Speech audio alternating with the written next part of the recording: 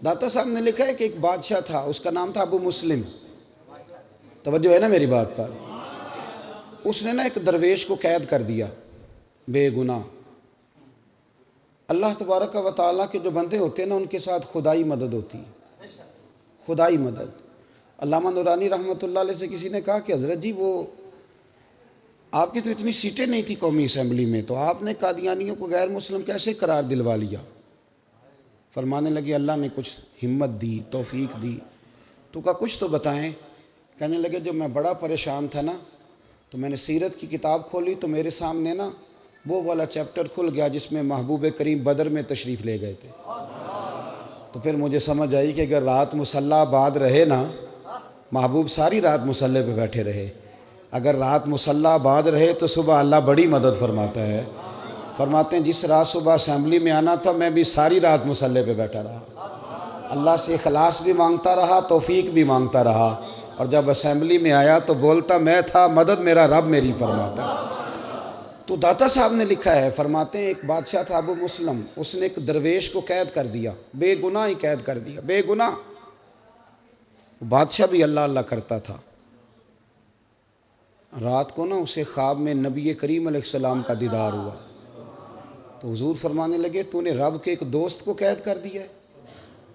تو وہ آدھی رات کو اٹھا تہجد سے پہلے، اور بادشاہ نے خود آ کے تالا کھولا جیل کا اور اس درویش کو آزاد کیا۔ جب وہ جانے لگے، وہ درویش سمجھ وہ بھی ساری بات گئے، جانے لگے تو بادشاہ کہنے لگا میں نے آپ کو آزاد تو کر دیا، تو میرے لیے کوئی حکم ہو تو بتائیے گا۔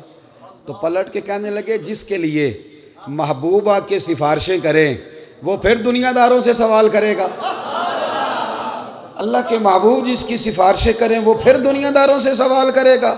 گردن کو جھکا دیتا ہے خیرات کا پتھر، جہاں میں مانگنے والوں کے سر کبھی اونچے نہیں ہوتے۔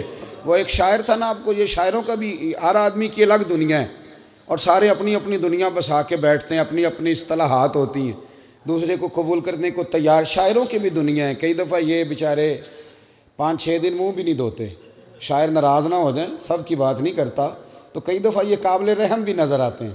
اسی طرح ایک شاعر ایک چوک میں بیٹھا تھا، مکھیاں بھنک رہی تھی، تو ایک آدمی جاتی دفعہ نا 5 روپے پھینک گیا۔ اس نے کہا شاید کوئی فقیر مانگنے والا بیٹھا ہے، تھا بڑا خوددار۔ اس نے آواز دی، کہنے لگا ادھر آ، یہ پیسے کیوں پھینک گیا؟ کہنے لگا تجھے ضرورت تھی اس لیے۔ اس نے ایک شعر کہا پر کمال کر دیا، کہنے لگا یہ آرزوئے کرم اور میں آپ سے کروں، یہ آرزوئے کرم اور میں آپ سے کروں، یہ بھیک اس کو دیجئے جس کا خدا نہ ہو، یہ بھیک اس کو دیجئے جس کا۔ اعلیٰ حضرت فاضل بریلوی چلے گئے نا تیل لینے سرسوں کا دکان پہ، تو سرکار اعلیٰ حضرت اس سرسوں کا تیل، اس سے کہا ادھر تیل کی بوتل بھر دو۔ اس نے بھر کے دی، دکاندار نے تو فرمایا کتنے پیسے؟ کہنے لگا ویسے تو 5 آنے کی ہے، آپ ہمارے عالم میں آپ 3 آنے دے دیں۔ اعلیٰ حضرت نے پورے 5 دیے، فرمایا سارے رکھ، میں احمد رضا ہوں، میں اپنا علم 2 آنے کا نہیں بیچا کرتا۔ کرو مدح اہل دول رضا۔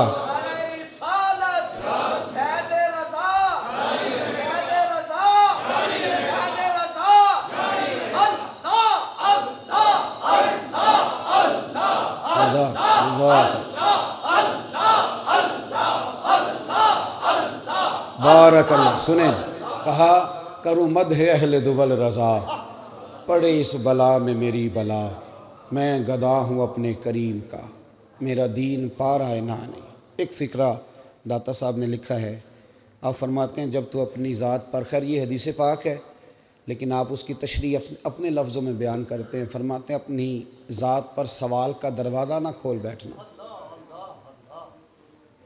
ورنہ تیرے لیے زندگی بڑی دشوار ہو جائے گی۔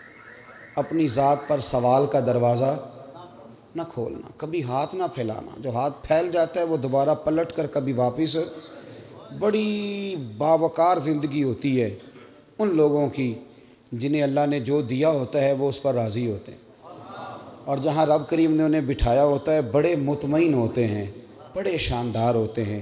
داتا صاحب کی ساری تعلیمات انسانیت سے بات کرتی ہیں، وہ تربیت سے بات کرتی ہیں، بڑی صاف ستھری زندگی گزاری، اور یہ دنیا اسلام کے وہ عظیم صوفی ہیں لوگوں کا عرس سال کے بعد ہوتا ہے، ان کا روزانہ ہی عرس ہوتا ہے، ہر جمعرات کو ہی عرس ہوتا ہے۔ درباروں پہ دیگیں کبھی کبھی پکتی ہیں، داتا صاحب ہر وقت ہی پکتی رہتی ہیں، ہر وقت ہی وہاں رونقیں رہتی ہیں، ہر وقت ہی۔